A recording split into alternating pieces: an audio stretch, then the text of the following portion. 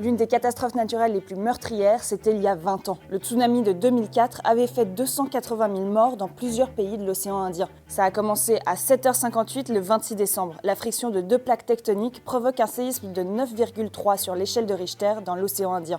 La secousse libère une puissance équivalente à 23 000 bombes atomiques d'Hiroshima et provoque la formation d'une vague. Alors à la base, elle ne fait que 50 cm de hauteur, mais c'est en se rapprochant des côtes, à une vitesse de 800 km/h, que la vague géante se forme. Mais avant d'atteindre le rivage, la mer se retire brusquement sur des distances importantes. Un phénomène qui attire les curieux, alors que de nombreux animaux, sentant venir le danger, se mettent à grimper sur les collines. C'est à 8h18 qu'une première vague de 15 à 20 mètres de haut s'abat sur l'île indonésienne de Sumatra. L'eau pénètre jusqu'à 7 km à l'intérieur des terres, emportant tout, y compris des bâtiments de plusieurs étages. Après l'Indonésie, le tsunami atteint la Thaïlande, la Birmanie, le Sri Lanka, l'Inde, le Bangladesh, Singapour et les Maldives. Les décès dans la population locale se comptent en centaines de milliers. L'Indonésie est le pays le plus touché, avec 220 000 morts. De nombreux touristes venus célébrer les fêtes de fin d'année perdent aussi la vie, dont 113 Suisses. Sur place, les dégâts matériels sont innombrables et plus d'1 million de personnes se retrouvent sans abri. L'aide internationale se met rapidement en place. En tout, ce sont plus de 10 milliards de dollars qui ont été récoltés pour permettre au pays de se reconstruire. Et aujourd'hui, il ne reste presque plus de traces du tsunami de 2004.